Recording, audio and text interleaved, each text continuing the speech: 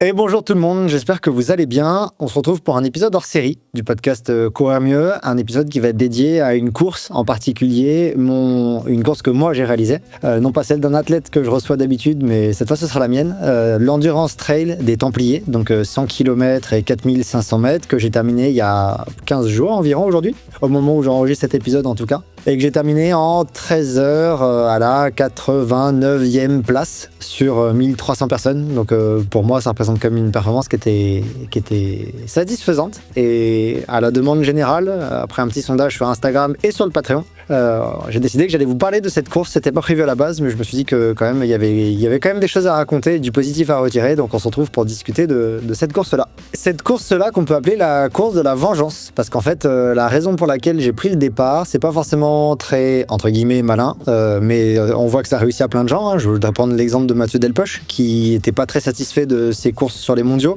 et qui a voulu prendre sa revanche sur les Templiers et qui a très bien pris sa revanche sur cette course-là, avec une très belle course réalisée. Et c'est vrai que des fois, on entend parler un petit peu de ces envies de revanche ou de ces courses qui ont pour but de combler une insatisfaction, et c'est vraiment la raison principale pour laquelle je me suis rendu sur ces Templiers, sur l'Endurance Trail des Templiers plus particulièrement. C'est pas uniquement ça, évidemment, hein. C'est pas nouveau, je suis allé quasiment tous les années sur les Templiers depuis que j'ai découvert l'événement. Je crois que c'était la 4e fois d'affilée, c'est même sûr et certain, c'est la 4e année d'affilée que j'allais sur cet événement, parce que j'aime bien la course, j'aime bien le format, j'aime bien la course, j'aime bien les terrains où on court. Je pense que pour l'événement, on pourrait discuter de plein de choses parce que je trouve qu'il a évolué ces 4 dernières années, il a changé du coup, mais ça, c'est pas l'objet de la discussion d'aujourd'hui. Mais en tout cas, ce qui est sûr, c'est que j'aime les courses qui sont proposées, j'aime les terrains et j'aime beaucoup ce que demandent ces épreuves-là. On va en reparler dans l'événement, on va en reparler dans l'épisode, mais qui sont des courses avec beaucoup d'engagement physique et mental, avec beaucoup de prise, aucun relâchement possible si on veut faire la meilleure performance possible. Et du coup, j'aime bien ce challenge que représentent en tout cas les courses que j'ai réalisées là-bas. Alors pas trop la VO2 Trail, je vous avoue, j'ai pas retrouvé ça dans la VO2 Trail que j'ai fait l'an dernier, qui est le format 17 km qu'on voit le samedi, mais j'ai fait 2 fois l'intégrale des courses et 1 fois l'Endurance Trail, et j'ai retrouvé ces sensations-là de prise permanente dans ces 2 courses-là, en tout cas, ça c'est sûr. Donc j'étais attiré par ce challenge et par cette course de revanche. Un petit peu comme les autres hors-série sur des courses que j'ai réalisées, que j'ai fait, du coup d'autres hors-série que vous retrouvez en ligne que j'ai fait, par exemple sur l'échappée belle, etc. Je vous propose qu'on divise un peu en plusieurs parties, à savoir l'entraînement, c'est ça le plus intéressant, surtout je trouve comment j'ai préparé cette course-là. On va parler un petit peu de la course elle-même après, ensuite un petit peu de la nutrition sur cette course et du matériel, et je vais enfin répondre à des questions. J'ai fait une rubrique Gollum et la lumière sur à la fin de l'épisode pour que vous me posiez vos questions et que j'y réponde. Et j'ai également demandé au Patreon de poser des questions, et cette partie sera répondue dans l'épisode dans la partie tout public. Donc du coup, je vous laisse profiter également des questions des Patreons et des réponses que j'y apporte. Donc je vous propose qu'on rembobine un peu et qu'on se place au début, au moment où j'ai décidé de prendre ce dossard. En fait, j'avais déjà mon dossard pour le 62-65 km des Templiers, et ça, je savais que j'allais courir cette course depuis juillet, quelque chose comme ça. C'était pour moi l'objectif un peu plaisir, gourmand, que je faisais après l'échappée belle. Voilà, c'était déjà un choix. Et après l'échappée belle, donc il y a l'épisode qui est disponible sur l'échappée belle en ligne si ça vous intéresse. Après l'échappée belle, on se situe environ 4-5 jours après la course. Il se trouve que physiquement, je suis pas aussi démoli que ce à quoi je m'attendais, et que ce que la fin de la course laissait entendre. J'étais quand même en meilleur état que comment j'ai fini la course. J'ai eu des grosses douleurs très aiguës, mais en fait en chronique, j'avais quasiment rien. J'ai même quasiment pas eu de courbature. C'est assez surprenant. Preuve que j'étais bien préparé, je pense. Et du coup, assez rapidement, je vous en avais parlé dans l'épisode sur l'échappée belle justement, j'avais un sentiment de légère insatisfaction de cette course-là, le sentiment que je m'étais bien préparé, que ça aurait pu magnifiquement se passer, mais qu'en fait j'avais fait des mauvais choix à certains moments. Et j'avais une envie de me venger déjà qui commençait à naître un petit peu, et pendant quelques jours, je commençais à me dire, bon, le 100 km des Templiers me donne envie, c'est pas la première fois que je pense à faire cette course-là, ça fait plusieurs fois que je me dis que j'ai envie de courir ce format-là de 100K, qui est en fait le même parcours que le 65 à quelques kilomètres près, mais on a une partie, on a quasiment on a une énorme partie commune à partir de Saint-André-de-Vésines qui pour le 100K est la mi-course et le premier tiers de course pour le 65. Donc en gros, il fallait que je passe un peu cette moitié que je connaissais pas, et après, mais que je connaissais un petit peu parce que le départ ressemble au VO2 Trail, ouais. Donc au final, il y avait effectivement une partie d'inconnu, mais il y avait une bonne partie connue, et ça me donnait envie de plus en plus d'aller sur cette course. J'ai quand même laissé passer un petit peu de temps. J'en ai parlé avec Margot qui gère mon entraînement maintenant, parce que je voulais quand même son avis et que je prenne pas une mauvaise décision, que par exemple un coach ou une entraîneuse me dirait c'est pas une bonne idée Cyril. J'ai laissé passer un petit peu de temps, hein, j'ai fait la semaine UTMB puisque l'échappée belle elle est juste avant la semaine UTMB, donc j'ai fait ma semaine UTMB où j'ai pas fait de sport, j'ai récupéré, j'ai fait tout le travail que j'avais à faire sur place et puis après pendant les vacances, j'avais une semaine de vacances après et là je me suis dit le mardi ou le mercredi, je me suis dit bon, j'ai envie de courir le 100K des Templiers, j'ai envie de faire l'endurance trail, je pense que ça le fait, j'en ai parlé avec Margot, on s'est dit go, je demande si un dossard du coup presse est disponible pour que je puisse couvrir l'événement et y participer. En plus, une autre course que celle qui était prévue, c'était possible, donc du coup je me retrouve engagé sur ce 100 km et je suis super content. Du coup en termes de charge d'entraînement, j'avais terminé l'échappée belle, j'ai récupéré au moins une grosse semaine où je me suis dit pendant une semaine tu fais rien de rien, donc c'est ce que j'ai fait jusqu'au dimanche. L'échappée belle ça s'est terminé le samedi soir et du coup jusqu'au dimanche j'ai absolument rien fait. Le dimanche d'après j'ai absolument rien fait. Le dimanche d'après je m'étais autorisé un petit footing, tout allait bien. Le lundi je m'autorise un petit footing et là je me suis dit ok je vais le lundi et mardi je crois que je m'autorise un petit footing ou le samedi, dimanche, lundi, peu importe. Je m'autorise des petits footings, je vois que ça va globalement, je suis un peu fatigué, quand ça monte un peu en intensité, c'est pas très agréable, mais ça va. Je me dis que je suis à une semaine d'un effort de 21 heures ou à 10 jours d'un effort de 21 heures, donc ça me surprend pas spécialement, que ça va juste revenir. Je laisse un peu passer le temps doucement. Et en fait, il se trouve que le mardi de mémoire, le lundi ou le mardi, je tombe super malade, mais vraiment super malade, je prends super cher. Les symptômes, ils montent de plus en plus pendant 24 heures jusqu'à ce que j'ai en fait de la grosse fièvre, des courbatures, de la toux, des problèmes gastriques. Enfin, j'étais vraiment brassé comme pas possible. Et du coup, j'ai chopé un Covid. Donc, je me suis pris un bon Covid. Et ça m'a cloué au lit, mais enfin, sans activité, avec un peu d'activité physique possible. C'est-à-dire que je pouvais marcher un peu, profiter de mes vacances, encore. Marcher, aller faire un tour en ville, aller marcher un peu en montagne. On est monté en téléphérique dans les Dolomites. Bref, je vais pas vous raconter mes vacances. Je pouvais marcher un petit peu, mais je pouvais pas faire de sport. C'était vraiment pas possible, quoi. Et il m'a fallu jusqu'au samedi, dimanche pour que vraiment je puisse reprendre un petit peu l'entraînement, vraiment avec des footings où ça allait et que je sois pas complètement cloué au lit. Et donc, il m'a quand même fallu, ça m'a recoupé. Et donc, au final, si on prend le temps depuis l'échappée belle, il s'est passé 2 semaines off complet, vraiment complet. Et 2 semaines pendant lesquelles j'ai eu au moins, j'ai fait 3 footings et où j'ai pas pu faire vraiment de sport du tout. Donc bon, c'est pas grave. Et en plus de ça, de la fatigue de l'échappée belle, j'avais quand même de la fatigue du Covid parce que ça m'a quand même vraiment cloué. Donc bref, il se trouve que je peux reprendre l'entraînement. On prend le calendrier à ce moment-là avec Margot, parce que de toute façon, ça sert à rien de se prendre la tête avant. Je suis malade et en récupération, il y a rien à faire. Donc on laisse passer. Quand ça va mieux, on prend le calendrier avec Margot. Qu'est-ce qu'on a comme temps disponible ? On a 6 semaines. On a 6 semaines d'entraînement. On décide de découper ces 6 semaines de la façon suivante. Comme souvent, on fait un rétro-planning. On a 6 semaines. On va faire à peu près 12 jours, 13 jours d'affûtage.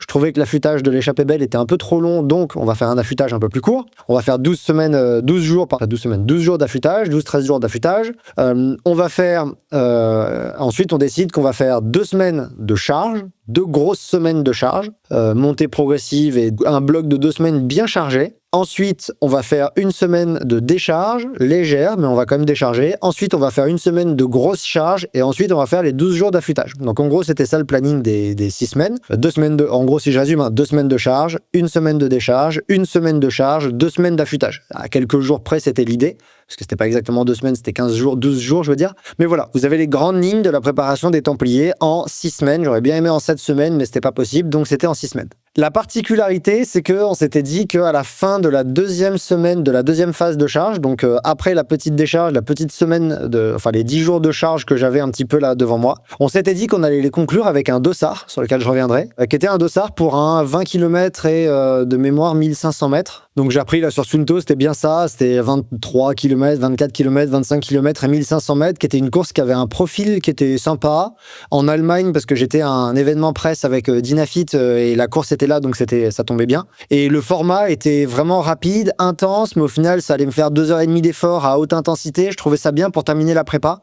Et donc, on a fait le choix que je termine la prépa sur ce dossard. Alors, c'est quelque chose qu'on n'avait jamais fait. C'était un test, on était OK pour l'idée, c'était sympa de tester ça. Je sais pas si je le reproduirai, mais en tout cas, là, c'était intéressant. Et donc, on a terminé avec ce dossard-là à la fin de la 2e montée en charge. Dans toute cette phase de préparation, dans ces 6 semaines, il y avait vraiment un mot d'ordre qui était ultra important, c'était courir. Et c'est vraiment le mot d'ordre numéro 1. Parce que ce qui se trouve, c'est que quand on termine, en tout cas moi quand j'ai terminé ma préparation à l'échappée belle et que j'ai fait cette course, quand je reprends des sentiers, des parcours qui sont autour de chez moi sur lesquels je m'entraîne régulièrement, et ben en fait des pentes à 6%, 10% qui sont juste à côté de chez moi, c'était difficile de les courir parce que en fait j'ai passé tellement de temps à randonner vite, marcher vite dans des terrains techniques accidentés et sur des pentes beaucoup plus raides que en fait j'ai perdu cette capacité à courir de manière longue et fluide dans des pentes qui sont des pentes douces. Et c'était vraiment le mot d'ordre, c'était de retrouver cette capacité à courir, autant dans des pentes douces, parce qu'il y a des parties de pentes douces, des parties de relance sur les Templiers, qui a un profil très particulier. Je vous en ai pas parlé avant, c'est peut-être le moment de le dire. En fait, les Templiers, ils ont un profil qui est quand même très atypique. C'est des montées. La plupart du temps, il y a des montées douces. Il y a beaucoup de montées raides, vraiment raides.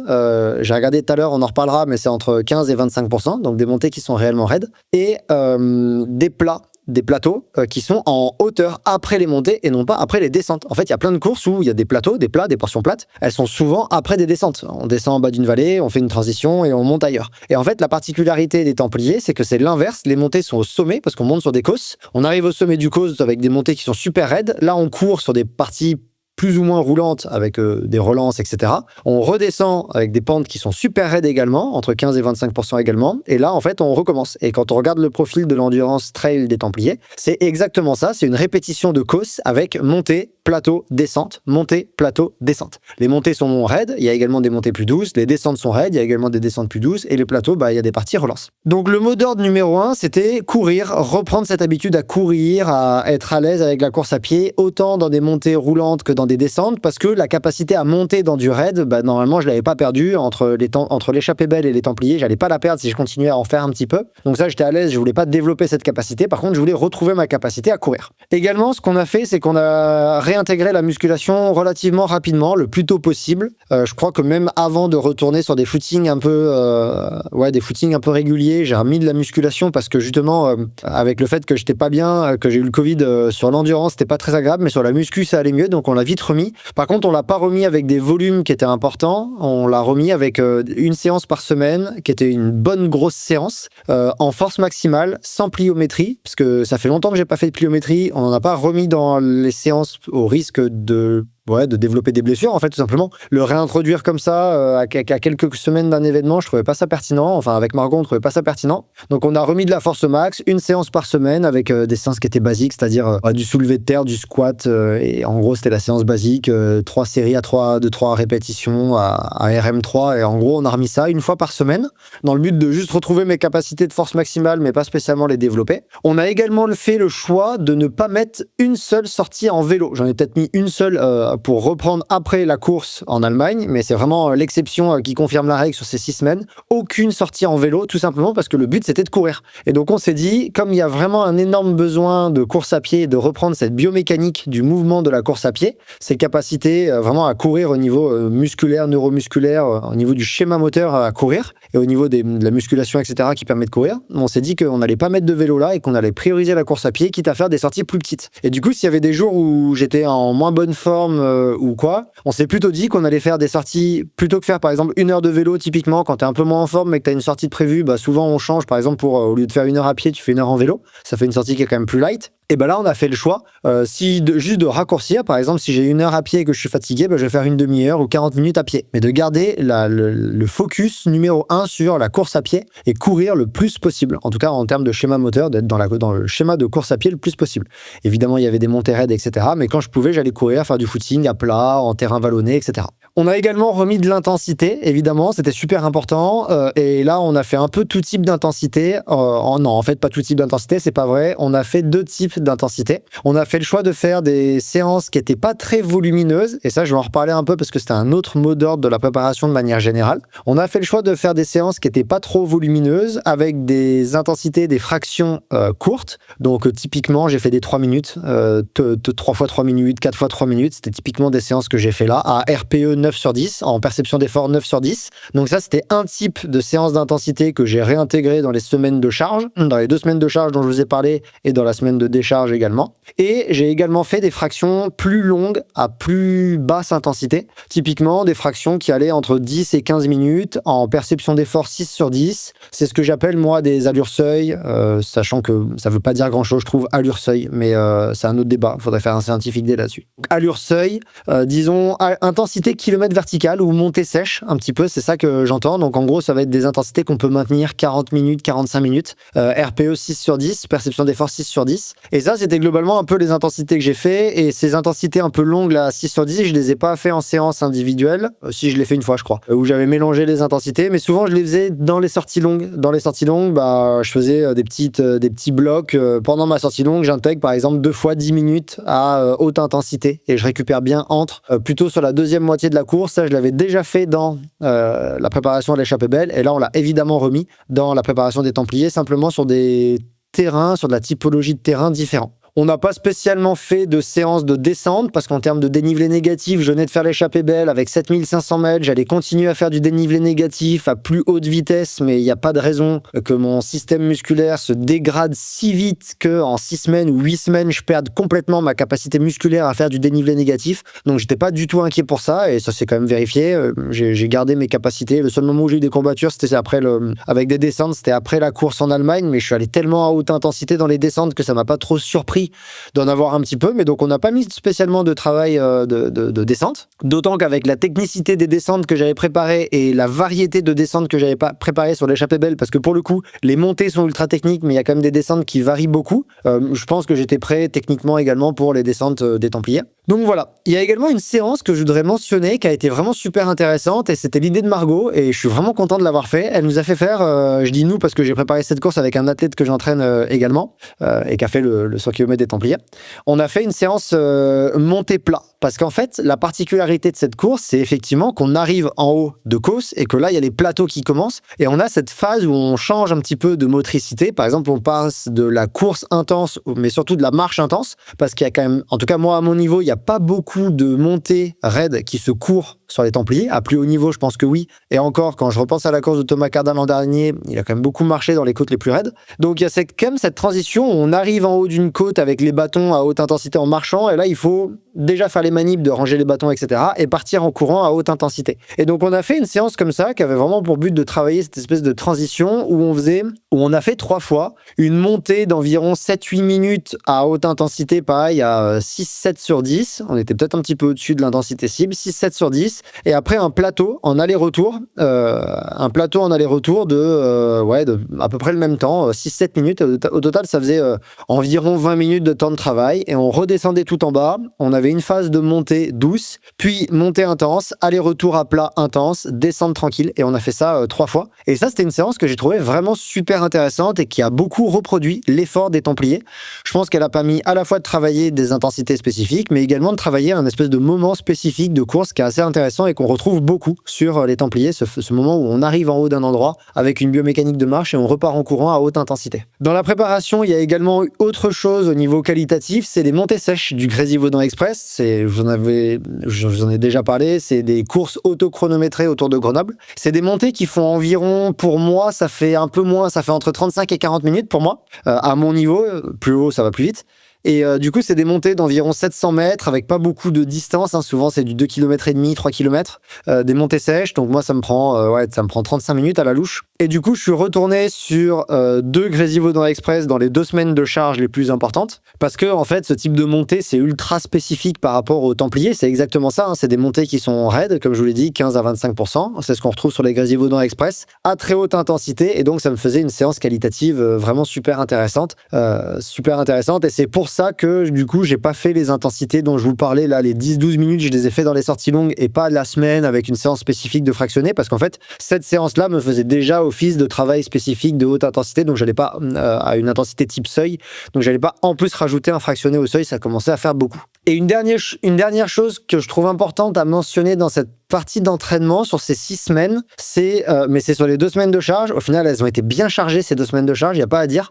C'est un espèce de week-end avec beaucoup de distance et de dénivelé. Je parle pas de week-end choc parce que c'était pas choquant. Le but d'un week-end choc, comme on le dit, c'est qu'il y a quand même un énorme pic de volume qui fasse d'un coup une énorme fatigue et surtout beaucoup de dommages au niveau musculaire pour qu'en termes d'excentrique, on s'adapte. Et là, c'était pas le cas. Je veux dire, je me suis pas détruit musculairement, je me suis pas démoli musculairement, j'en ai récupéré ultra facilement. Quand on prend la différence entre le week-end choc que j'avais fait justement dans la préparation à l'échappée belle avant le Val d'Aran, by UTMB où j'étais allé, où j'avais fait un vrai week-end choc de 2 fois 8-9 heures, et le week-end choc, ce qu'on pourrait appeler un week-end choc que j'ai fait là, qui en fait n'en est pas un, le niveau de fatigue, le niveau de récupération dont j'avais besoin, le niveau de dommage musculaire, ça n'a rien à voir, on peut pas comparer, donc pour moi on peut pas appeler ça un week-end choc. C'était un week-end où on a fait, pareil avec Pierre qui a fait la course avec moi et que j'entraîne, on a fait 2 fois 45 km et 2000 mètres, donc c'est des sorties pour nous qui nous ont pris 6 heures, 6 heures et quart environ.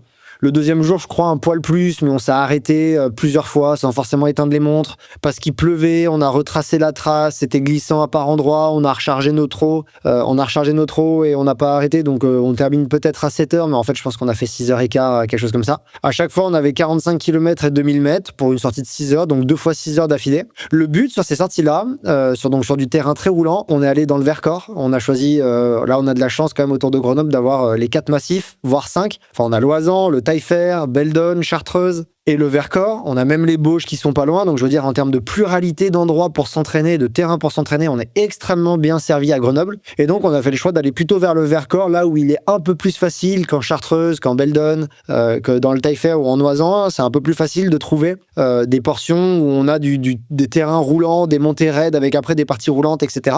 Et donc, on a profité de ce massif-là, qui en plus est magnifique, pour faire ces 2 sorties de 45 km et 2000 mètres et histoire de retrouver, moi, ce qui était vraiment le mot d'ordre sur ces sorties-là, c'était vraiment courir. Donc le but, c'était même si on va pas très vite, on va essayer de courir le plus possible et vraiment d'imposer en termes de charge, de contraintes mécaniques sur mon système musculo-tendineux. Je parle de ça parce qu'en fait, lui, ce complexe musculo-tendineux, il va prendre...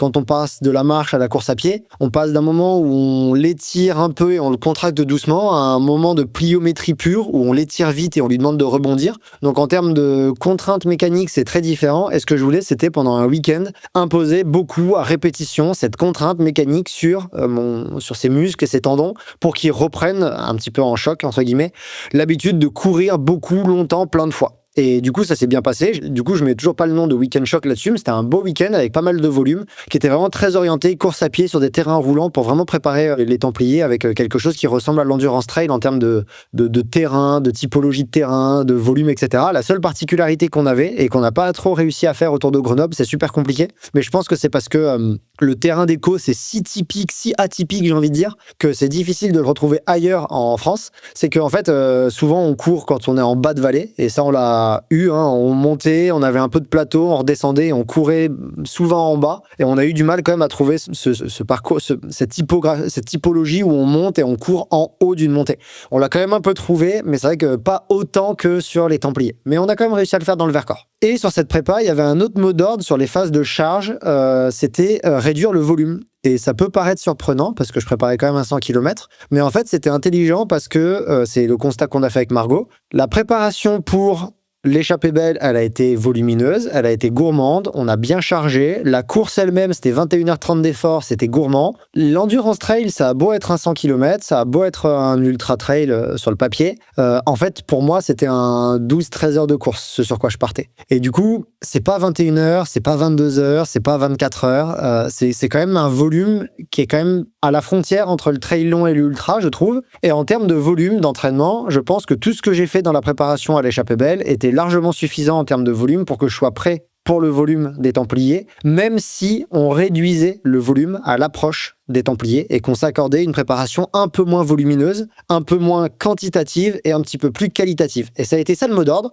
réduire le volume, d'une part parce que le volume, je l'avais déjà pour le 100K des Templiers et je pensais pas que j'allais le perdre en 6 à 8 semaines, encore plus alors que je continuais à courir et à avoir quand même des belles sorties longues. Je n'allais pas le perdre, ce volume, cette capacité à courir longtemps. Enfin, en tout cas, faire un effort pendant longtemps.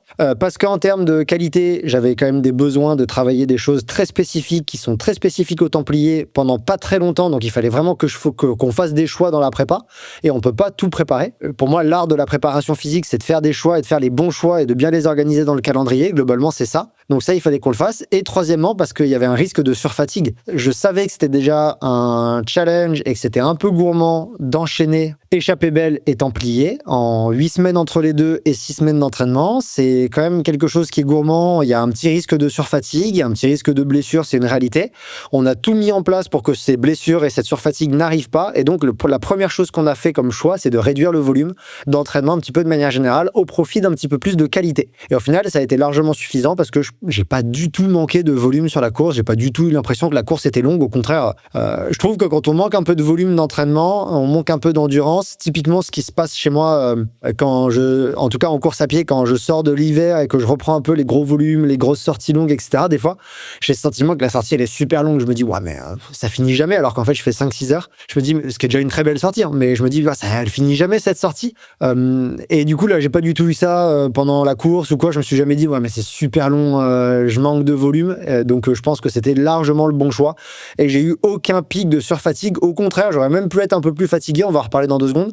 J'étais vraiment bien. Donc ça, c'est quand même super cool et je pense que ça a été un bon choix. Donc au final, on a fait la course. Donc toute cette préparation, elle se termine sur la course en Allemagne où on a fait une remontée en charge avec un petit peu tout ce que je vous ai dit. La course en Allemagne se passe extrêmement bien avec des sensations extraordinaires comme j'ai rarement eu. C'était incroyable. J'ai volé pendant cette course. Vraiment, j'ai eu des émotions très très fortes pendant la course au bout d'une heure parce que vraiment, je volais. Je me suis dit, mais je me suis jamais senti dans une telle forme physique. C'était incroyable, ce qui m'a laissé en tête arriver l'idée que peut-être cette espèce de forme de grosse charge, 1 semaine de décharge, remontée en charge, course, c'était un format d'affûtage intéressant. J'ai pas la réponse aujourd'hui, c'est vraiment juste une question que je me pose. Quoi qu'il en soit, cette course s'est extrêmement bien passée. Je fais la plus grosse cote que j'ai jamais fait d'un point de vue ITRA et je suis super content. Les sensations étaient incroyables. Je passe en affûtage, 12 jours.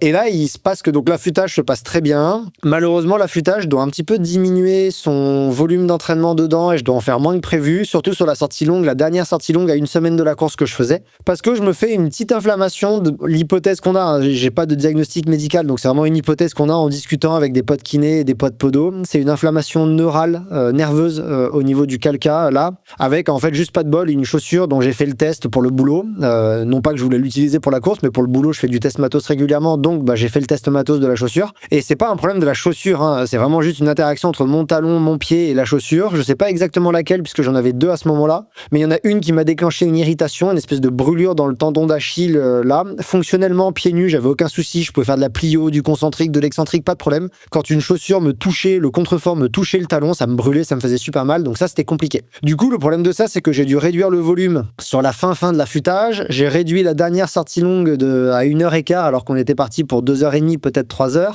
Et donc, je pense que j'ai, entre guillemets, j'ai manqué un peu de fatigue, ou alors j'ai récupéré trop vite, et du coup, à 3-4 jours de la course, genre le lundi, je crois, je commençais à bouillonner. Je le sens parce que du coup, le sommeil se dégrade un peu, on est très excité, j'ai vraiment très envie de courir, mais faut pas que j'aille faire des sorties trop longues. En plus de ça, de toute façon, le problème, c'est que j'avais mal au talon, donc je pouvais pas faire de sorties trop longues. C'était vraiment, je marchais sur un fil et j'avais pas envie que ça se dégrade. Donc voilà, c'était un petit peu compliqué, mais cet affûtage-là, je pense que voilà, il était un petit peu trop, mais c'était pas prévu. Et si j'avais pas eu ce pépin, je pense qu'il aurait été bien avec cette dernière sortie longue qui allait durer au moins 3 heures. J'aime bien quand même une sortie comme ça à 1 semaine de la course. Je pense que faire 3 heures au moins quand on va faire une course qui va durer 13 heures à 1 semaine l'une de l'autre, normalement on a largement les capacités de récupérer des 3 heures en 1 semaine pour le 100 km. Donc j'aurais bien aimé le faire, mais malheureusement j'ai pas pu. Et ça va peut-être amener à certaines sensations que j'ai eues pendant la course, mais voilà comment ça s'est passé. L'affûtage c'est quand même plutôt bien passé. Au contraire, ouais, effectivement, j'avais énormément de forme, voire un petit peu trop. Du coup, pour parler un petit peu de la course, on a fini la partie entraînement. Pour parler de la course, du coup, j'arrive au départ avec une énorme fraîcheur. Franchement, j'étais vraiment en super forme. Je me sens vraiment extrêmement bien, physiquement et mentalement. Je suis reposé. physiquement, j'ai vraiment beaucoup d'énergie. J'ai fait une séance un peu qualitative, 48 heures avant. J'étais vraiment très très bien. Donc pareil, mes footings, je les vois par rapport à la fréquence cardiaque que j'ai à une allure donnée à plat. C'est la preuve que je suis vraiment en forme. Donc tout est au vert. Franchement, c'est génial. Il y a cette petite gêne au talon, mais du coup, j'ai un collègue podologue qui m'explique comment faire un strap, si c'est bien ça la pathologie, comment faire un strap protecteur qui devrait m'aider à ne pas trop le ressentir. Je remercie encore une fois Dorian, le podologue Dorian, qui m'a vraiment beaucoup aidé pour ça. Et du coup, il se trouve que le strap marche super bien parce que je mets ma chaussure et j'ai vraiment aucune sensation de brûlure au tendon d'Achille et je l'ai pas eu une seule fois de la course entière. Ça m'a pas du tout gêné, donc ce pépin, il est vraiment pas là et ça, c'est vraiment super cool. Je sais que je vais être serein sur la course et que ça va pas venir m'embêter. Ma stratégie sur cette course, d'un point de vue, qu'est-ce que je venais chercher? Comme j'avais une envie de vengeance, pour reprendre le début de l'épisode, en fait, je m'étais mis une limite haute, une borne haute de fréquence cardiaque que j'estimais tenable pour les portions intenses, donc en fait, typiquement les plats et les montées. J'excluais la fréquence cardiaque dans les descentes parce que je trouve que ça veut pas dire grand chose dans les descentes, la fréquence cardiaque. Et du coup, j'avais cet objectif de suivre ma fréquence cardiaque de la surveiller avec un plafond à ne pas dépasser pendant toute la course, mais à ne pas non plus trop m'en éloigner pour avoir une certaine intensité. En fait, il se trouve que ça faisait quelques fois que j'étais un peu surpris par l'intensité que j'étais capable de tenir sur une durée donnée. Peut-être que je me sous-estimais, peut-être pas, j'en sais rien. Mais par exemple, sur la course en Allemagne, je me rends compte qu'en fait, j'ai tenu 170 BPM pendant 2h30. Pendant le 40 km du marathon de la Vésubie que j'avais fait en préparation de l'échappée belle et du Val d'Aran, je me rends compte que j'avais tenu de mémoire 165 ou 162 BPM pendant 4h55, donc pendant 5 heures. Et là, je m'étais dit, ok, en fait, là, je vois que ma FC, elle a été dans les 130 sur l'échappée belle. Je commence à avoir toutes ces données de courses que j'ai fait cette année. Et je me dis, ok, je pense que si je me situe un peu entre deux, je peux être dans une zone que je peux tenir pendant longtemps. Donc, je vise, là, c'était 145, peu importe. Et je vise ça, et en fait, c'était mon objectif, et je me suis dit, de toute façon, c'est un challenge, mais je suis là pour un challenge, je suis pas là pour terminer, je suis là pour un challenge.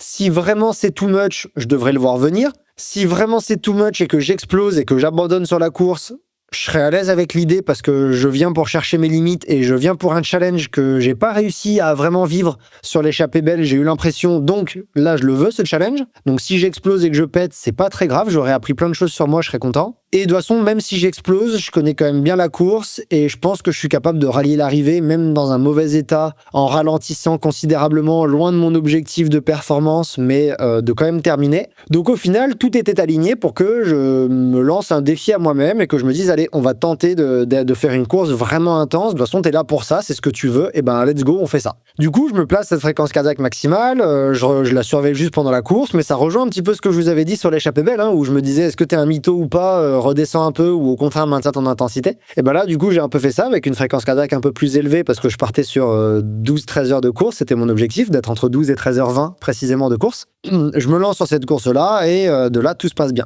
Dès le début, les sensations, elles sont super bonnes. Quand je cours, tout va bien. Quand je fais les montées, tout va bien. Bon, je me sens super bien. Je m'alimente, ça, tout roule. Franchement, c'est un bon jour et je suis assez content. Donc voilà. Tout va bien pendant au moins la moitié de la course. Je vous en parle dans 2 secondes. Ça n'a pas non plus été dramatique comme dégradation, mais il y en a eu une. Je fais une chute au 20e kilomètre où je me fais un peu mal à plein d'endroits et parce qu'en fait, je voyais plus rien. J'avais de la buée sur mes lunettes et je rentre dans un endroit où il y a du brouillard. Du coup, je me dis non, mais il faut que j'enlève mes lunettes. Je verrai quand même mieux, même si je vois pas grand chose sans mes lunettes. Ce sera toujours mieux qu'avec. Et vraiment, le moment où je les enlève, où j'ai un moment de transition entre les deux, je me tape le pied dans un truc, je me pète la gueule. Donc là, je me fais un peu mal à différents endroits, mais c'est pas très grave, ça m'a pas trop gêné, j'en ai même pas parlé à mon assistance et tout. Donc voilà, je continue, je vais pas vous faire un récit de course détaillé, mais je continue, je fais des ravitaillements qui sont vraiment express et clairs. Je pense que quand j'arrive au ravitaillement, on l'avait préparé avec Margot pour que ce soit efficace. Quand j'arrive au ravitaillement, je pense que je passe 5-6 secondes avec elle, vraiment grand max. J'arrive au ravito, j'ai tout à la main, je le balance par terre, elle me met mes flasques, pendant ce temps je range mes flasques à gel avec les gel endurance dedans. Et dès que les 2 flasques à eau sont rangées, je repars et je termine de les ranger, de ranger mes gels pendant que je cours au début. Ça allait vraiment extrêmement vite. J'ai pas perdu une seule seconde au ravito. Et donc tout se passe bien. Le ravito du Rosier, ça se passe super. Il y a ensuite cette espèce de montée avec une partie un petit peu bâtarde, je trouve, parce qu'elle fait que monter, redescendre, plateau, monter, redescendre. Enfin, c'est ultra joueur et du coup, en termes d'intensité, c'est difficile à maintenir et c'est difficile de se mettre dans un rythme et de le tenir, mais je le tiens bien. Et tout se passe bien, sauf que arrivé au Rosier, dédié, je me rends compte que j'ai mal aux cuisses, j'ai mal aux quadris et je me dis putain, c'est quand même vachement... Je me dis mince, c'est quand même vachement tôt dans la course pour avoir mal aux quadris, c'est pas normal que t'aies mal aux quadris. Et en plus, j'ai 2 types de douleurs aux quadris. J'ai une douleur qui est très musculaire, vraiment dans le corps du muscle. Je me dis bon, est-ce que j'ai pas récupéré de la course il y a 15 jours? Bah, j'y crois pas trop, ça quand même. Est-ce que c'est parce que justement je manque un peu de volume sur l'affûtage, j'ai pas pu faire ma dernière sortie longue et du coup bah je manque un peu de dénivelé négatif et mon muscle il réagit dès qu'il y en a un petit peu? C'est possible. Est-ce que c'est parce que l'intensité de la course elle est élevée? Je suis quand même à 145 BPM tout du long, c'est quand même une intensité qui est élevée, ça veut dire que je cours et malgré tout bah mon muscle il commence au bout de 3-4 heures, parce que je crois que le Rosier c'était au bout de 3 heures, 3 heures et demie pour moi.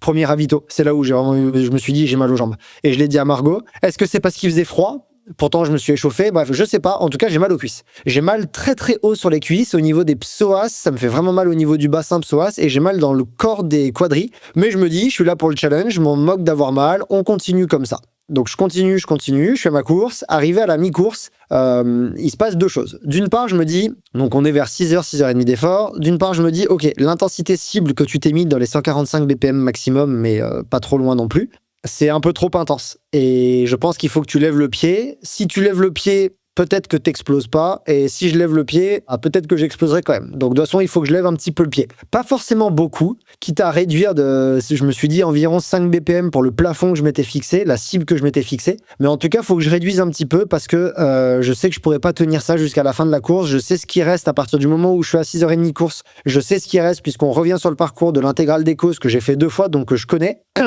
Et je me dis, si je réduis pas l'intensité, ça va péter, c'est sûr. Donc, il faut que tu lèves le pied. Et les douleurs aux cuisses, elles se sont un peu intensifiées, mais pas trop celles dans le corps du muscle, celles vraiment hautes. Et en fait, là, je repense à... En fait, j'avais un short avec une ceinture de portage dans lequel j'avais mon téléphone et un gel. Et j'avais mis une 3e flasque dedans, alors que j'ai pas pu garder la 3e flasque de flotte entre...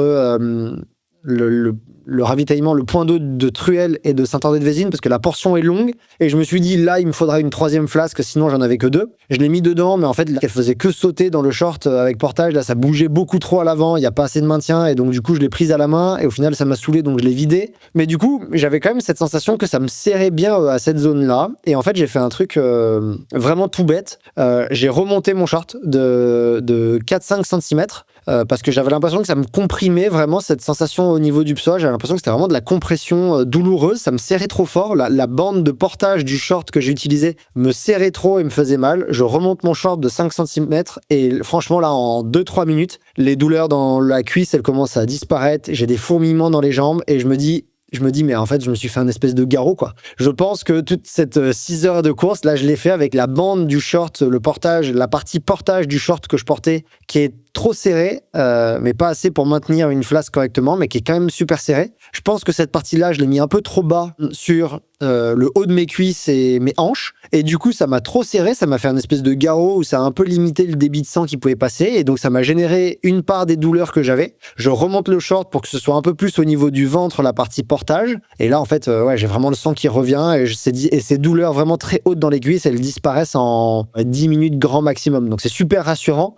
et vraiment, je retrouve des sensations musculaires dans les cuisses qui sont vraiment agréables, encore mieux que depuis le début, donc ça c'est trop bien. Je garde des douleurs dans les cuisses, musculaires dans le corps du muscle, je les ai gardées, mais ça c'était pas très grave. Donc du coup je réduis un peu mon intensité à partir de Saint-André-de-Vésine, je le dis à Margot, mais je suis prêt à continuer à me taper dedans et à voir jusqu'où ça va. Et à partir de là, j'ai passé 6h30 sur une slackline, 6h30 sur un fil, en équilibre, vraiment en un travail d'équilibriste. Je voulais pas basculer d'un côté à me dire je réduis l'intensité et je ralentis pour de vrai encore plus que j'ai déjà ralenti. Mais par contre, je pouvais pas augmenter l'intensité non plus parce que sinon, je sais, c'était sûr et certain que j'allais exploser. Et en fait, j'ai passé 6h30 à marcher sur ce fil en équilibre entre je veux pas ralentir parce que je veux performer et je veux me taper dedans, à mon niveau, encore une fois, performer. Mais de toute façon, pour moi, c'est ça la définition de la performance. Je veux performer à mon niveau, donc je veux avancer vite, mais je peux pas avancer trop vite parce que sinon j'explose. Et j'ai passé vraiment 6h30 sur un fil d'équilibriste et je suis resté en équilibre pendant 6h30 avec,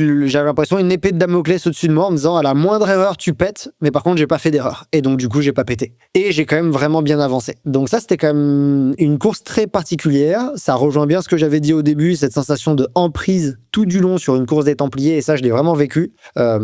C'était plaisant, c'était ultra challengeant. Mentalement, c'était extrêmement demandant. Je reviens dessus dans quelques instants. Mais au final, je trouve que je l'ai quand même pas trop mal géré, ce travail d'équilibriste, et je suis vraiment content de ce que j'ai réussi à faire sur cette partie-là. Tellement content de ce que j'ai fait de ce côté-là que j'ai eu plein d'émotions pendant la course. Je veux dire, il y a au moins 3 ou 4 fois où j'ai un peu pleuré pendant la course parce que, alors, un peu parce que j'avais des douleurs à certains moments. J'ai eu des douleurs à un moment qui étaient montées en flèche, je sais pas trop pourquoi, mais elles sont juste redescendues après. Je me suis dit, ouais, j'ai quand même vraiment mal, c'est vraiment dur. J'ai lâché 2-3 larmes, mais j'ai surtout pleuré à des moments de satisfaction ou de satisfaction de moi-même, à me dire, c'est fou que j'arrive à faire ça, je pense pas que j'y ai arrivé. Et là, ce qui se passe, je suis ultra content. J'arrive à maintenir cette intensité, je vois que je remonte du monde parce que j'ai passé ma course entière à reprendre des places. Je crois qu'il y a que sur une seule portion où quelqu'un m'a repris, sinon une personne, une place.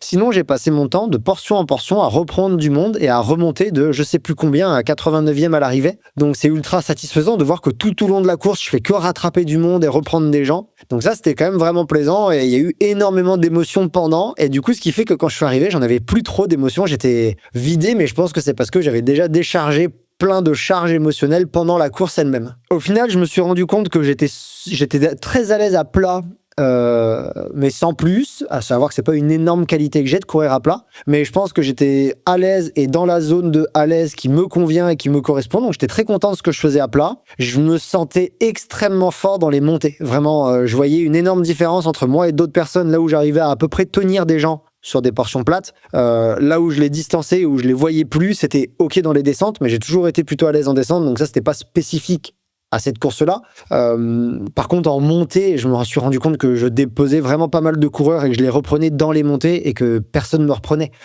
Et donc ça, c'était vraiment extrêmement agréable. Et je pense que ça, c'est le cumul de la préparation échappée belle, des montées sèches, de la course que j'ai réalisée, des séances spécifiques qu'on a fait avec Margot sur de la montée et relance. Et en fait, en montée, c'était vraiment mes points forts pendant la course. Donc super content de ce que je faisais en montée, extrêmement content de ce que je faisais en descente également. Mais encore une fois, ça, c'est un point fort que j'ai. Je l'ai toujours eu. Je suis plutôt à l'aise en descente, donc pas de souci, pas de nouveauté de ce côté-là. Par contre, sur les montées, je me suis vraiment surpris et j'étais en très grande forme dans les montées. La montée du CAD, là, 450 mètres à la fin, quand je suis arrivé dedans, je me suis dit, là, j'ai aucun problème à la faire, quoi.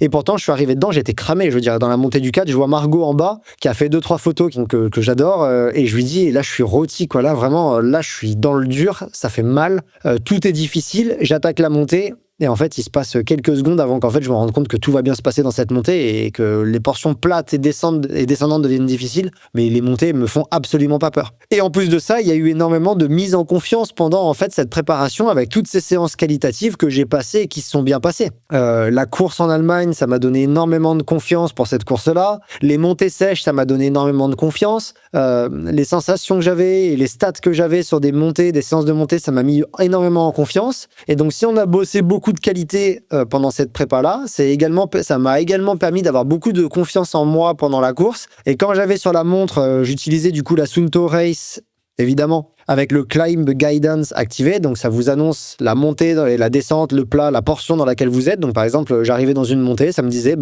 350 mètres à une moyenne de 15%. Et quand je voyais ça sur la montre, la dernière montée du CAD, pareil, 450 mètres, pourcentage moyen 18%, je crois, de mémoire. Je vois ça sur la montre, je me dis, aucun problème. J'ai fait ça dans la course en Allemagne, j'étais super bon, j'ai repris plein de monde. Je le fais depuis le début. Les montées sèches du Grésivaudan Express, c'était des 700 mètres, des 40 minutes à haute intensité.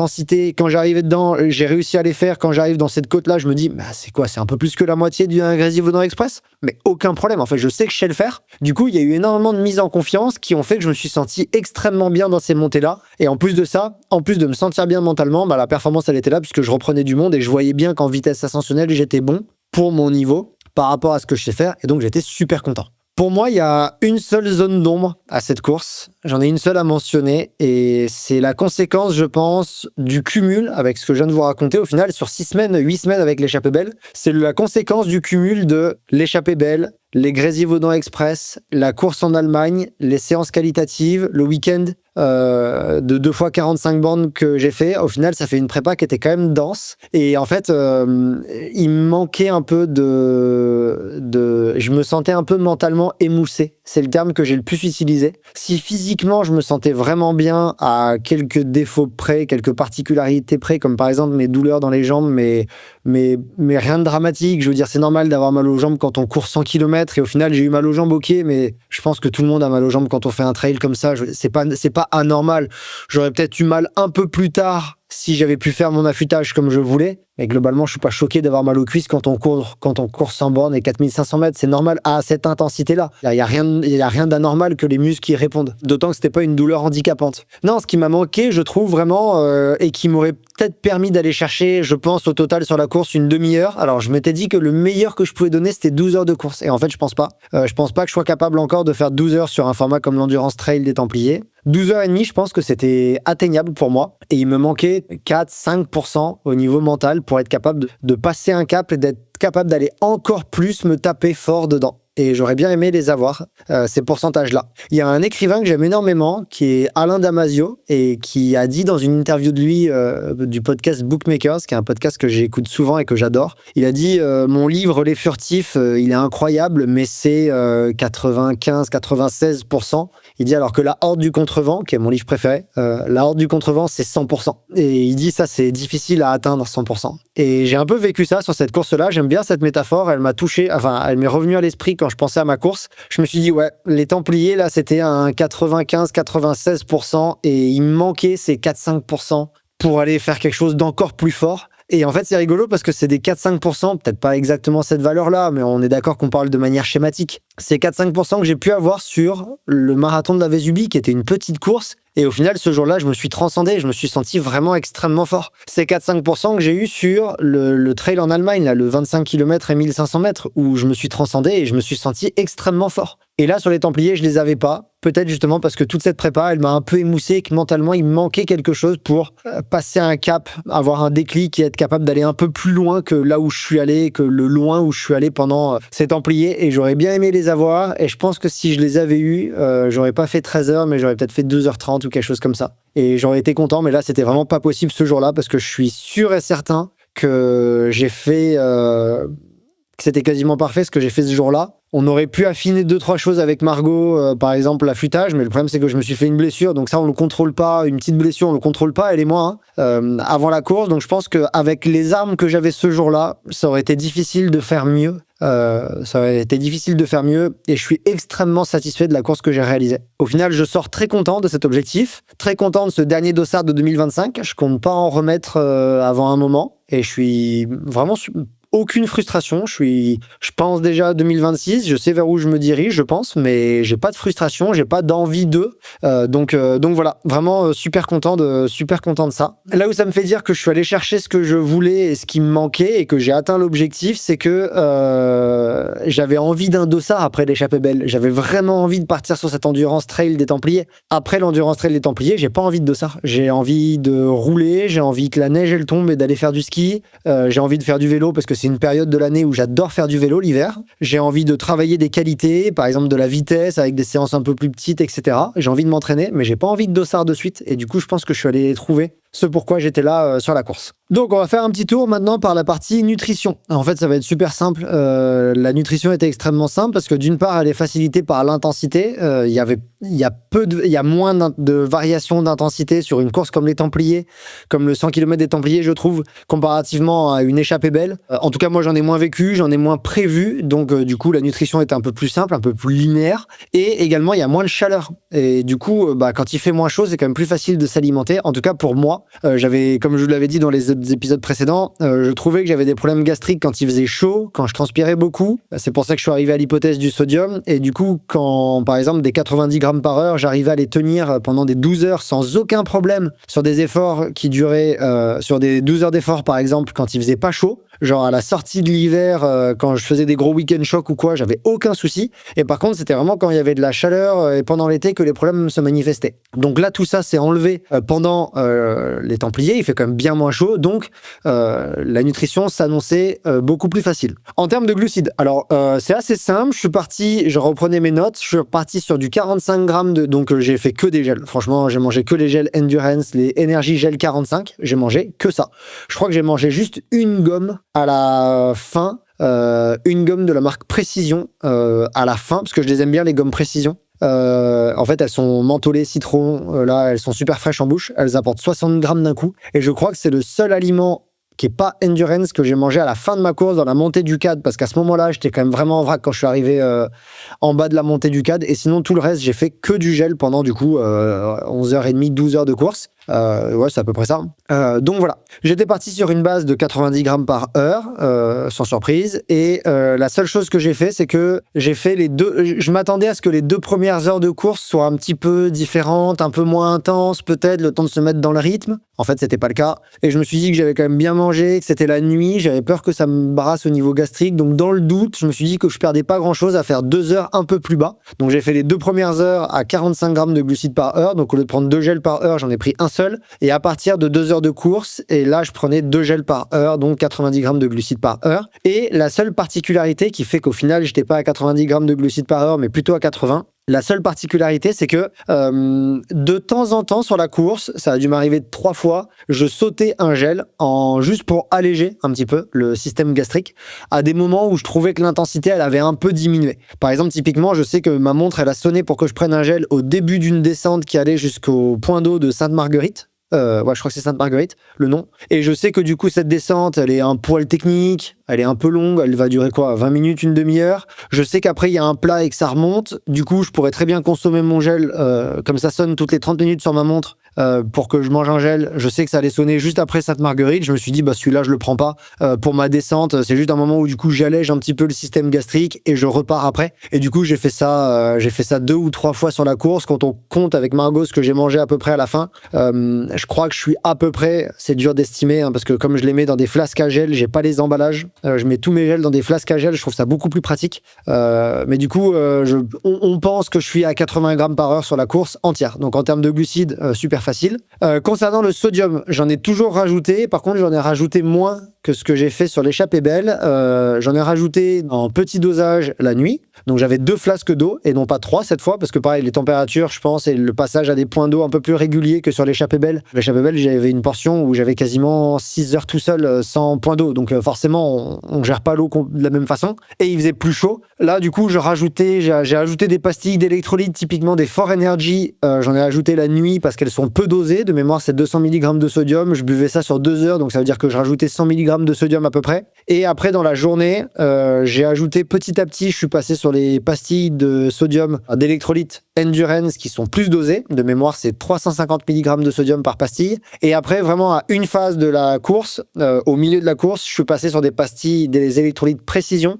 Parce que Endurance n'ont pas encore ou pas du tout, je sais pas s'ils les développent ou pas, ils n'ont pas de pastilles d'électrolytes très dosées. À savoir qu'avec Précision, vous avez des pastilles, celle que j'ai prise, c'est celle à 750 mg de sodium par pastille. Donc ça, c'est quand même super dosé en sodium. Si je la bois sur 2 heures, ça fait 350 mg de sodium en plus par heure. Donc, sachant que les gels Endurance, c'est déjà les plus dosés en sodium du marché, si je dis pas de bêtises. Un gel, c'est 460 mg. Au total, ça me faisait de beaux apports et je pense que, alors je sais pas, pour moi, c'est un game changer, la prise de sodium pendant l'effort. C'est quelque chose que je ne faisais pas autre que par les gels.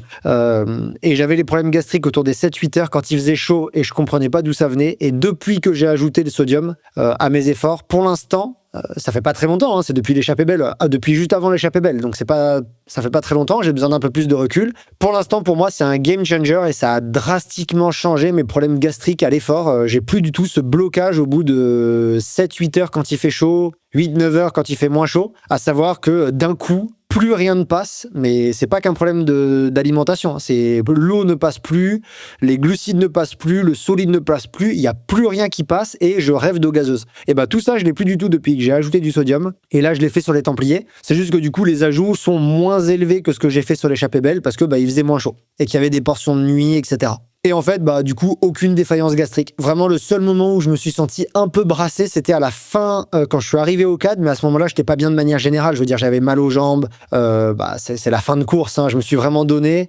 Et au final, là, plutôt que de prendre un gel, je prends une gomme qui fait 60 grammes de glucides en bas de la montée. Donc forcément, j'avais un bon apport glucidique pour toute la montée. Ça, c'était super. Et en arrivant en haut au CAD, j'ai repris un gel. Le moment un peu pas bien était passé. Et du coup, j'ai repris un gel et ça s'est super bien passé pour la descente. Donc vraiment, j'ai envie de dire que c'est une course parfaite en termes de nutrition parce que j'ai eu aucune défaillance au niveau de la nutrition et ça s'est super bien passé. Encore une fois, 95-99% de produits Endurance et juste, j'ai l'impression, quelques pastilles et une gomme qui ne sont pas de la marque Endurance. Si jamais cette nutrition vous intéresse, vous avez toujours accès, vous avez toujours le code Cyril10 pour avoir moins 10% sur une commande, sur toutes vos commandes avec Endurance. Et pour les Patreons, vous avez un petit code supplémentaire qui donne une meilleure promo, mais je vous le partage pas ici. On avance un peu. Hydratation, c'était top. Alors, un peu pas assez. Je pense que j'aurais pu boire un petit peu plus, mais j'avais fait le choix de partir qu'avec 2 flasques pour limiter le poids.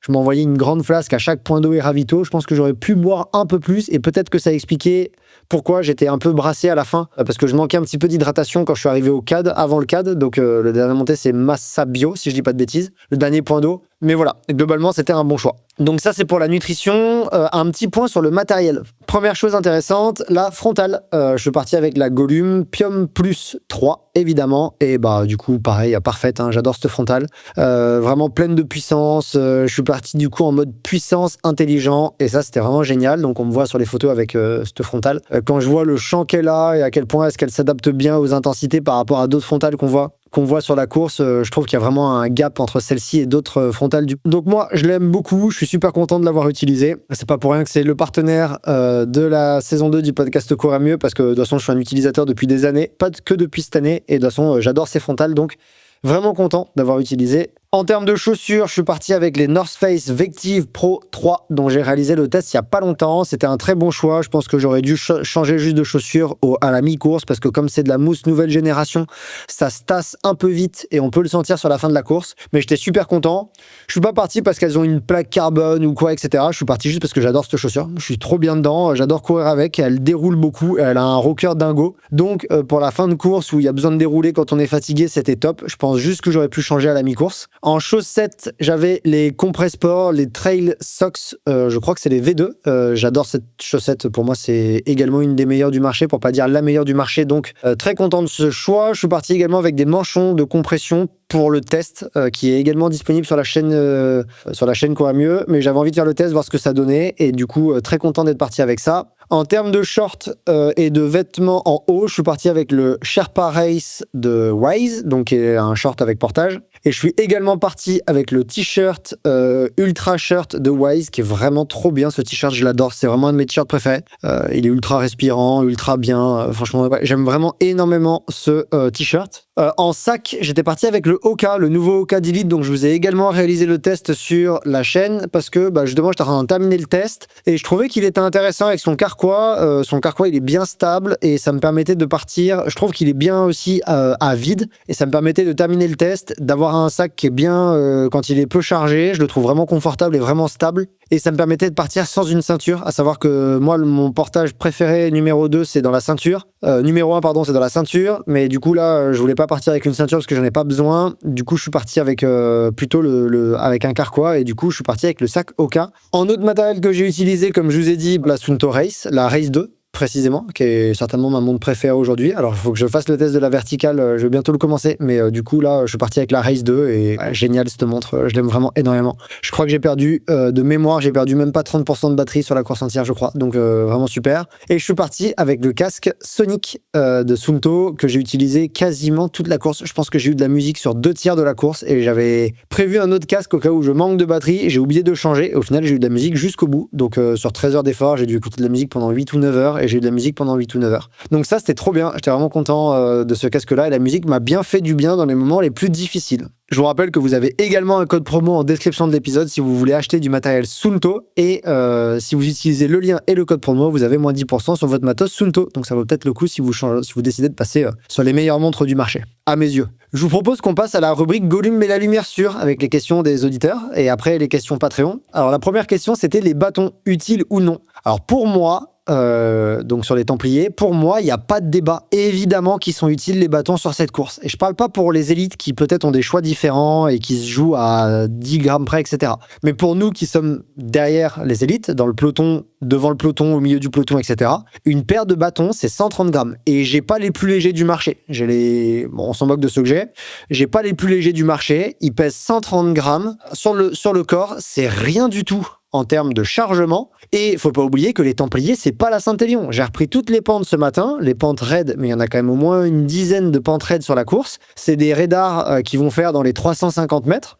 Donc il y a quand même 350 mètres à monter et qui sont entre 15 et 25%. Donc sur les parties de relance, là où on peut utiliser des bâtons ou pas en trottinant sur des pentes plus modérées de 5 ou 10% en courant avec les bâtons par exemple, ça demande une technique, c'est pas obligatoire, je les ai pas utilisés comme ça. Mais par contre, sur les pentes des Templiers, les pentes sont vraiment raides. La montée du CAD, la montée qui va à la Salvage, la montée qui va à Saint-André-de-Vésine avant la partie de relance, toutes ces pentes sont raides. Et donc pour moi, il n'y a aucun doute que les bâtons sont utiles sur cette portion-là. Et d'ailleurs, il y a plein de personnes que j'ai déposées qui n'avaient pas les bâtons. C'est pas que lié aux bâtons, mais pour moi, il n'y a aucun doute. Évidemment que les bâtons sont intéressants sur les Templiers, et pour moi, il n'y a pas de question. Je vous invite vraiment à les prendre sur cette course-là. Encore plus si vous avez l'habitude de les utiliser. Si vous les utilisez jamais, peut-être que la question se pose. Mais si vous êtes quelqu'un qui utilise régulièrement vos bâtons, pour moi, il n'y a pas de débat. Les Templiers, c'est une course où les bâtons sont utiles. Peut-être pas pour les élites qui sont tout devant, mais en tout cas pour moi, qui ai fait du coup en 13 heures l'Endurance Trail, j'ai aucun doute que c'était utile et je repartirai avec eux, sûr et certain. Encore plus si je rajoute une couche après une préparation échappée belle. Il y a une autre question que j'ai trouvée marrante, c'est pourquoi si peu de D+, pour une course si historique? En fait, quand on regarde le territoire, c'est pas possible que ça monte plus. Je crois que le sommet le plus proche autour, sur les côtes, c'est 900 mètres de dénivelé. Et on part de tout en bas, on n'est pas à zéro, mais pas loin. Enfin, non, on n'est pas à zéro, c'est pas vrai. Mais en fait, il n'y a pas de dénivelé possible. Donc c'est vraiment une course qui a un profil très particulier, qu'on reconnaît presque nulle part. Ce profil de monter sur un causse, courir sur le causse, redescendre tout au fond de la vallée et recommencer. Je pense pas que ce soit possible d'avoir plus de dénivelé. Il n'y a pas forcément besoin d'ailleurs. Ça fait une course qui est très atypique, très particulière à préparer, que je trouve vraiment très challengeante et qui demande à se poser plein de questions dans la préparation physique et dans la préparation à la course. Et moi, je la trouve vraiment intéressante, cette course-là. Et du coup, pourquoi si peu de D+?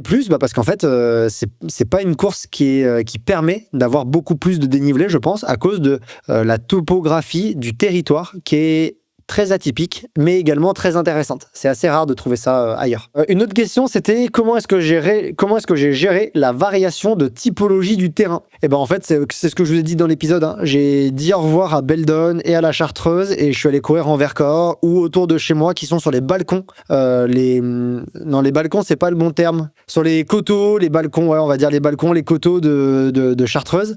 Typiquement, je suis allé courir sur le parcours du trail du Grésivaudan qui est en fait assez roulant, assez vallonné. Donc j'ai mis de côté certains terrains d'entraînement sur lesquels je m'entraîne régulièrement au profit d'autres terrains d'entraînement. Mais c'est encore une fois la chance de Grenoble, c'est d'avoir une diversité quand même autour de chez nous qui est extraordinaire et qui permet de préparer plein de courses différentes. Et du coup là, je suis allé passer un peu plus de temps en Vercors, massif où je passe pas assez de temps et où il faudrait que j'aille plus souvent. Une autre question, c'était pourquoi ce format? Et ben en fait, c'est parce que j'aime énormément l'exigence de cette course des Templiers. Je la trouve extrêmement challengeante. Et vraiment, c'est une course qui demande, je trouve, à être vraiment à 100% disponible, comme plein de courses, mais à être 100% disponible physiquement et mentalement au départ. Parce que si on veut réussir une course comme l'Endurance Trail des Templiers ou comme l'intégrale des Causses, il faut être prêt à avoir zéro répit. Il n'y a pas un seul endroit où on peut se dire, là, par exemple, je dois tempérer mon effort pour avancer, comme c'était le cas, par exemple, dans le col de l'Arpingon, ou dans la montée au col de la Valoire sur l'échappée belle, où on doit forcément lever le pied et accepter que c'est très difficile et y aller doucement,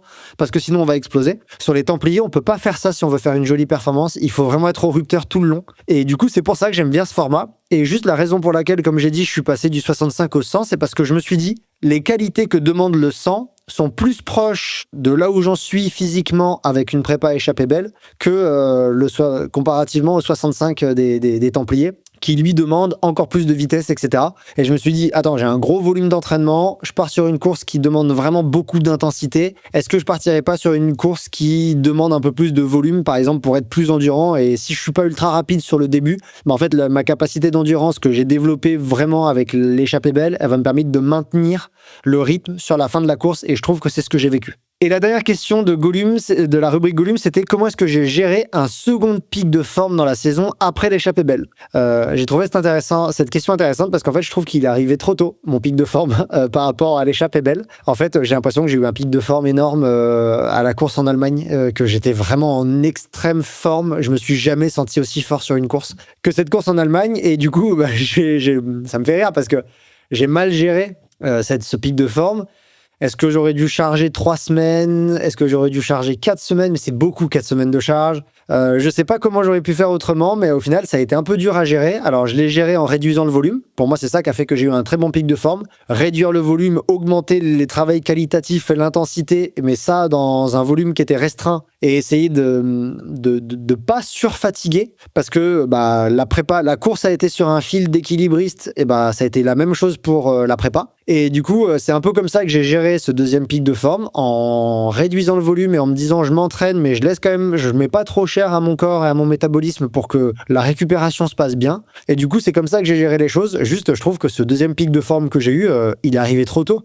La course en Allemagne, je m'attendais à souffrir mais qu'elle soit la clôture d'une prépa et après que j'ai un vrai besoin de récupération. Et en fait, ça s'est pas passé comme ça. Je suis arrivé en super forme à cette course, là où je pensais arriver fatigué, alors que je me suis entraîné avant. La semaine d'avant, je me suis entraîné normalement. Et je suis arrivé en super forme à cette course et je me suis dit, en fait, là, je suis juste en super forme. La super forme que j'aimerais avoir aux Templiers. Et j'étais plus en forme en Allemagne qu'au départ des Templiers, physiquement et mentalement. Donc, je pense que j'ai encore à apprendre à gérer quand est-ce que le pic de forme précisément va arriver. Mais ça, je pense que c'est le cas de plein d'athlètes.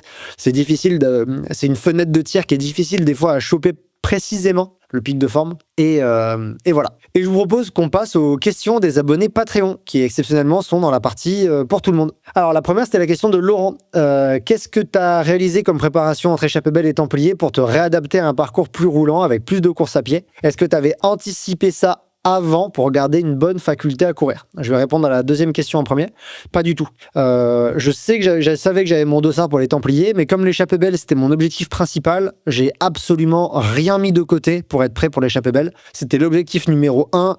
Et pour moi, le Templier, c'était de la cerise sur le gâteau. J'avais pas l'idée de vengeance à ce moment-là. Et donc, j'étais vraiment, pour moi, 100% adapté au parcours de l'Échappée Belle. Vu le temps que j'ai passé sur le parcours, je vois pas comment je pourrais ne pas être adapté à ce parcours-là pour l'Échappée Belle. Et donc, j'ai vraiment dû faire une transition entre les deux sur la période qui m'était disponible.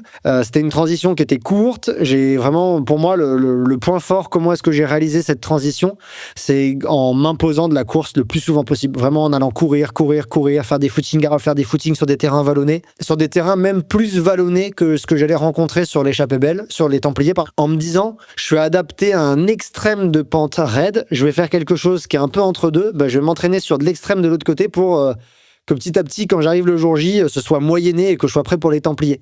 Comme si je suis allé courir sur un peu plus roulant que les Templiers pour que les adaptations se fassent progressivement et qu'en fait, je sois au milieu des adaptations. Donc, c'est vraiment comme ça, avec le mot d'ordre, course à pied et courir le plus possible. Et bon, évidemment, ça pourrait être mieux. Pour moi, si je veux être prêt et faire le mieux de mes performances sur les Templiers, il faut que j'ai 3-4 mois dédiés à la préparation de cet objectif spécifiquement. Donc, il faut le commencer beaucoup plus tôt, la prépa. Mais du coup, là, avec le temps que j'avais disponible, j'ai fait du mieux possible.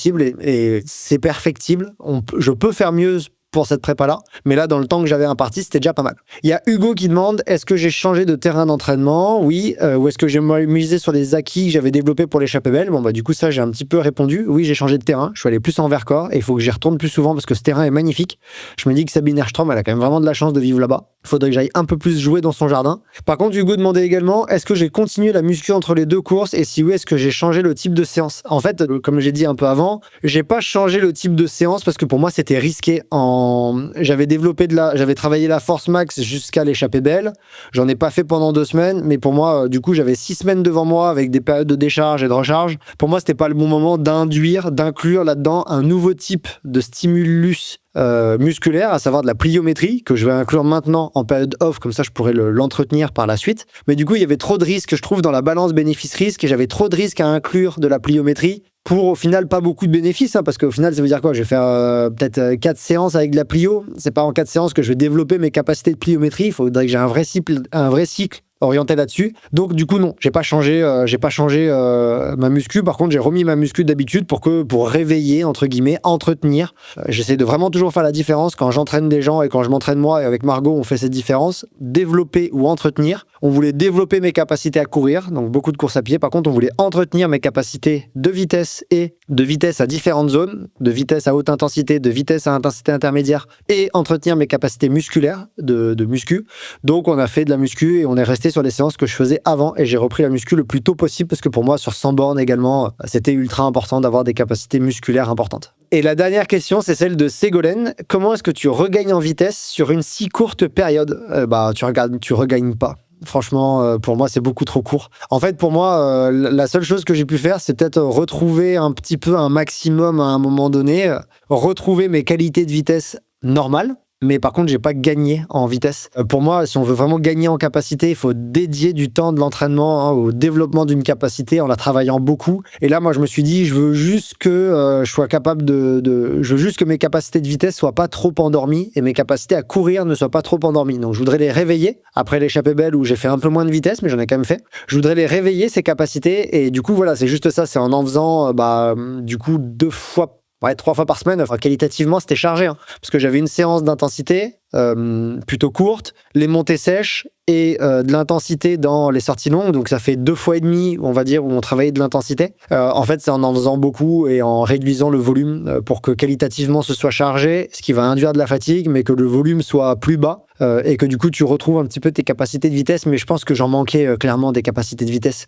J'étais bien, je pense que j'étais revenu à un niveau normal par rapport à ce que je sais faire. Je pense que si j'avais eu un peu plus de temps de prépa, ne serait-ce que 6 semaines de plus, donc c'est-à-dire 1 mois et demi en plus, j'aurais été vraiment content de l'avoir parce que j'aurais pu vraiment faire un cycle qui commençait à avoir des effets sur le développement et donc la gagner en vitesse. Et par contre, là, j'ai juste pu un petit peu me réveiller et ne pas être trop désadapté au terrain. C'est plutôt comme ça que je vois ma prépa pour les Templiers. J'étais au début de la prépa des Templiers, j'étais désadapté aux Templiers et très adapté à l'échappée belle. Et j'ai fait mon maximum pour être le moins désadapté possible aux Templiers et me réadapter un petit peu. Mais j'aurais bien aimé avoir un peu plus de temps pour être encore plus adapté aux Templiers. Pour m'adapter à l'échappée belle, il m'a fallu, je compte une prépa pour moi qui a duré 4-5 mois. Et encore, ça aurait pu être plus, c'est juste que avec la neige, on peut pas forcément. Mais du coup, pour les Templiers, là, 6 semaines, c'est ridicule la durée que j'avais. Donc j'ai fait de mon mieux. Voilà, c'est tout pour cet épisode sur ma préparation aux Templiers. J'espère que mes retours vous ont plu, que ça vous a intéressé et que ce que j'ai mis en place pour préparer cette course, ça vous aidera à préparer la vôtre ou à réfléchir à votre préparation pour d'autres objectifs. J'ai peut-être pas tout abordé, il y a peut-être des choses que j'ai oubliées ou des choses qui vous intéresseraient de savoir que j'ai pas discuté dans cet épisode, donc vous pouvez me mettre un commentaire sous l'épisode YouTube ou sur le podcast et je me ferai un plaisir de vous répondre. Si jamais ça vous intéresse et vous souhaitez soutenir le podcast Courir Mieux et pouvoir poser vos questions par exemple, je vous invite à rejoindre le Patreon de Courir Mieux. C'est un abonnement qui est disponible à 7 € par mois et 6 € par mois avec un abonnement annuel et vous avez accès à tous les contenus exclusifs, des articles de vulgarisation scientifique chaque semaine en plus, la possibilité de poser vos questions à mes invités et à moi-même. Donc, et ça soutient beaucoup le média. Donc, je vous invite vivement à rejoindre le Patreon de Courir Mieux. Merci encore aux partenaires de la saison 2 du podcast Courir Mieux, à savoir Wise, Suunto, Gollum et Fort Endurance. Pour la plupart d'entre eux, vous trouverez un code promo en description. Donc, je vous invite à l'utiliser pour vos prochaines commandes. Et en parlant de Wise, on se retrouve justement avec eux la semaine prochaine pour un épisode hors série où j'ai le plaisir de recevoir Gauthier, responsable développement produit chez Wise, avec qui on va parler d'un point que je trouve extrêmement intéressant, les vêtements de protection. Comment est-ce qu'on pense ? Comment est constitué un vêtement coupe-vent, un vêtement chaud, un vêtement imperméable ? Gauthier va nous illuminer sur tout ça, donc je vous dis rendez-vous la semaine prochaine. À très vite.